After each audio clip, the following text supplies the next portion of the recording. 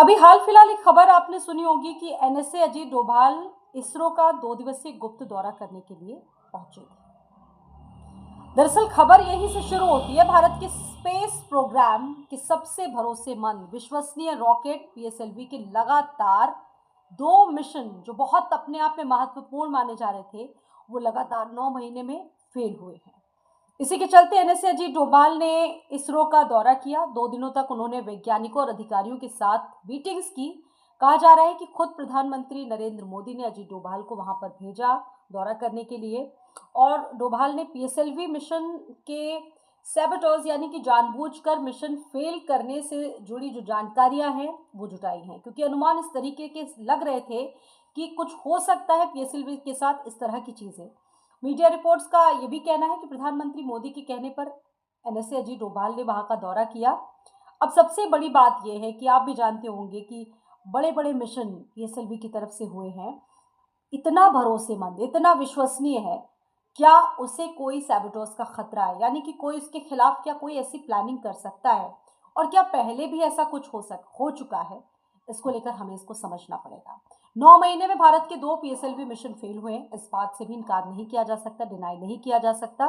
Polar satellite launch vehicle यानी कि PSLV Bharat को चांद, मंगल और सूर्य के सबसे करीब पहुंचाने वाला अंतरिक्ष यान है। यानी कि विश्वसनीयता से लेकर कोई सवाल तो हम उठा ही नहीं सकते।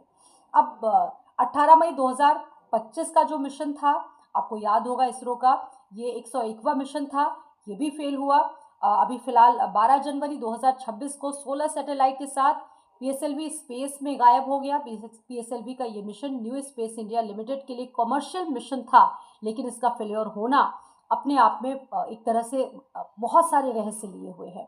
इस मिशन में स्ट्रैटेजिक इमेजिंग करने वाला डीआरडीओ की अन्वेषा समेत 16 सैटेलाइट ऑर्बिट में छोड़े जाने थे, लेकिन इसमें कुछ टेक्निकल चीज़ें गड़बड़ियाँ आई, जिसके बाद कहा जा रहा है कि ये अपना रास्ता भटक गया और तीसरे स्टेज में ही ये रास्ता भटकने की वजह से स्पेस में गायब हो गया। और लगातार 2 मिशन फेल होने के बाद प्रधानमंत्री नरेंद्र मोदी ने खुद एनएसए अजीत डोभाल को तिरुवनंतपुरम स्थित विक्रम साराभाई स्पेस सेंटर यानी कि वीएसएससी भेजा। ये मीडिया रिपोर्ट्स में बताया जा रहा है और इसको लेकर लगातार इन्वेस्टिगेशन की गई, जानने की कोशिश की गई।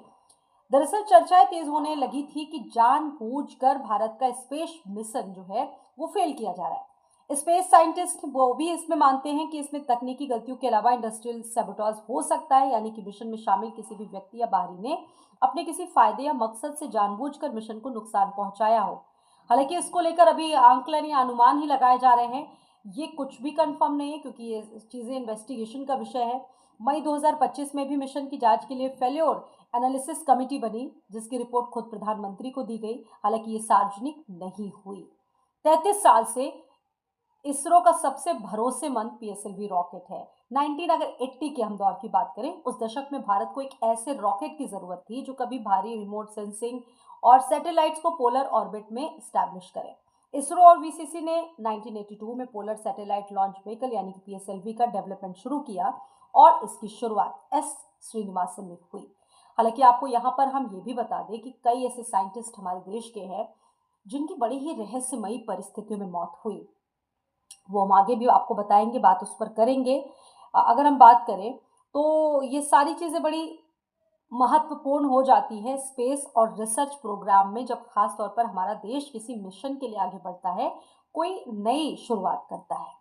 साइंस, डिफेंस, स्पेस से जुड़े जितने भी रिसर्च प्रोग्राम्स होते हैं, आपने देखा होगा बड़े जोखिम भरे होते हैं, बड़े रिस्क भरे माने जाते हैं, क्योंकि सामरिक दबदबे और शक्तिशाली होने के लिए हर देश को इनकी ज़रूरत है, ये भी समझना जरूरी है। अब जैसे जैसे स्पेस अब जंग का चौथा मोर्चा बनता जा रहा है, इन प्रोग्राम्स को रोकना या इनके लिए जासूसी करवाना पड़ोसी और दुश्मनों देश के लिए अस्तित्व का सवाल बनता जा रहा है।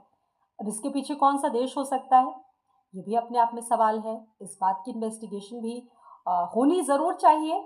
मिलिट्री और स्ट्रेटेजिक मोर्चे पर इसको कमज़ोर किया जाना है। जो जानकार हैं स्पेस से जुड़े, वो ये भी मानते हैं कि हर देश अपनी सेना और सामरिक शक्ति को बहुत तेज़ी से मॉडर्नाइज करना चाहती है, टेक्नोलॉजी से लेस बनाना चाहती है। रिसर्च प्रोग्राम्स चलाए जा रहे हैं, अगर इन्हें सैबोटाइज किया जाता है तो उस देश की ताकत या सेना को कमज़ोर किया जा सकता है। हो सकता है कि ये पहलू हो, टेक्निकली अगर हम ना जाए तो हो सकता है कि एक बड़ा पहलू इसके पीछे हो किसी भी देश को आर्थिक नुकसान पहुंचाया जा सकता है अगर किसी देश का सबसे भरोसेमंद रॉकेट जैसे भारत का PSLV मिशन, अमेरिका के SLS और यूरोप का एरिन 6 बार बार फेल होता है तो विदेशी कस्टमर स्पेसएक्स या एरियन स्पेस जैसे प्रतिस्पर्धियों के पास चले जाते हैं। इससे बड़ा नुकसान होता है, ये भी कहा जा रहा है। तकनीकी बढ़त को रोकना, ये भी इसके बड़े कॉजेज हैं। तकनीकी बढ़त को रोकना, क्योंकि हर देश अपनी सेना और सामरिक शक्ति को तेजी से मॉडर्न कर रही है और ये हमारे देश की सेना को कमजोर करने के लिए किए जाते हैं। वैसे तो अगर हम देखें, भारत में वैज्ञानिकों की सुरक्षा बड़ी चाक चौबंद होती है। भारत में इसरो, DRDO और एटॉमिक एनर्जी और तमाम रिसर्च प्रोग्राम से जुड़े वैज्ञानिकों को सरकार की तरफ से सुरक्षा मुहैया कराई जाती है। इनकी पर्सनल सिक्योरिटी होती है, रिस्ट्रिक्टेड जोन में ये इनको रहना पड़ता है। सभी रिसर्च इंस्टीट्यूट और जितने लॉन्चिंग सेंटर होते हैं, लैब को CISF प्रोटेक्ट करती है। यहाँ बिना स्पेशल पास के एंट्री नहीं होती है। रिहायशी इलाके भी अक्सर बिल्कुल शहर से अलग होते हैं, सुरक्षित जगहों पर होते हैं। सीक्रेट सर्विलांस होता है। इंटेलिजेंस ब्यूरो और अन्य खुफिया एजेंसी वैज्ञानिकों और अधिकारियों पर सर्विलांस रखती है। उनका थ्रेट एनालिसिस भी किया जाता है। यूँ कहिए कि बैकग्राउंड चेकिंग पूरी तरीके से होती है। किसी भी अहम वैज्ञानिक की नियुक्ति से पहले उसका बैकग्राउंड चेक किया जाता है। वित्तीय लेन देन और विदेशी जो कॉन्टैक्ट्स है उनकी जांच भी की जाती है। फॉरेन ट्रिप और प्रोटोकॉल भी बहुत सारे होते हैं। सोशल मीडिया बैन होता है, सिक्योर नेटवर्क होता है, 2% रूल होता है। यानी कि ये सारे जो सुरक्षा उपाय हैं वो उपाय जो है अपनाए जाते हैं और निगरानी होने के बावजूद उस कंडीशन में एक साइंटिस्ट को रहना पड़ता है। अब जैसा कि हमने शुरुआत में सवाल उठाया कि भाभा और साराभाई की रहस्यमयी मौत हुई, और भी देश के कई ऐसे वैज्ञानिक हैं जिनका नाम अभी मैं बताऊंगी इस वीडियो में आपको, बहुत सारे जिनकी मौत संदिग्ध परिस्थितियों में हुई और अभी तक पता नहीं चल पाया है कि क्या हुआ। इसमें सबसे बड़ा नाम ये है भाभा और साराभाई की रहस्यमयी मौत।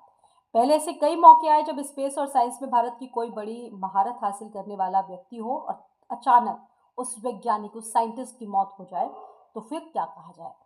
डॉक्टर होमी भाभा का प्लेन क्रैश हुआ। भारत के न्यूक्लियर प्रोग्राम की नींव रखने वाले होमी जहांगीर भाभा कहते थे कि अगर मुझे परमिशन मिले तो मैं 18 महीने में भारत को एक न्यूक्लियर पावर्ड नेशन बना दूंगा। लेकिन 24 जनवरी 1966 को उनकी रहस्यमय परिस्थितियों में मौत हो गई और वो एयर इंडिया की फ़्लाइट से निकले थे, लेकिन उनका जो फ्लाइट था वो क्रैश कर गया और उसमें जितने भी पैसेंजर थे, 177 पैसेंजर, सभी की मौत हो गई। क्रैश इतना भीषण था कि प्लेन का ब्लैक बॉक्स तक नहीं मिला और वो राज अभी भी अनसुलझा है। क्रैश की हमने बात की। विक्रम भाई की डेथ मिस्ट्री। विक्रम साराभाई 29 दिसंबर 1971 को इसरो के पहले चेयरमैन बने। स्पेस प्रोग्राम का रिव्यू करने और रेलवे स्टेशन का उद्घाटन करने गए और उसके बाद सुबह कमरे से उनका शव मिला। तो ये एक ऐसे मामले हैं जिनको लेकर बहुत सारी बातें की जा रही है। कई भारत में ही परमाणु वैज्ञानिकों की संदिग्ध परिस्थितियों में मौत हुई। 2009 से लेकर 2013 के बीच भारत के 11 न्यूक्लियर साइंटिस्ट की अप्राकृतिक तरीके से मौत हुई। किसी ने आत्महत्या कर ली, कोई लैब में लगी आग से किसी की मृत्यु हो गई, तो किसी का एक्सीडेंट हो गया। बहुत सारे ऐसे नाम हैं जिसमें के जोश का नाम है, अमिश शिवम का नाम है। तो कुल मिला के ये तमाम चीज़ें हैं।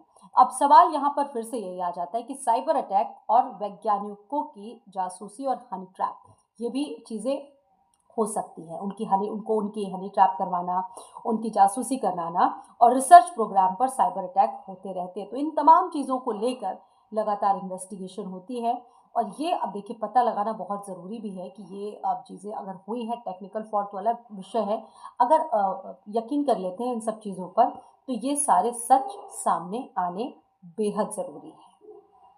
ये वीडियो आपको कैसा लगा, आप ज़रूर बताइएगा।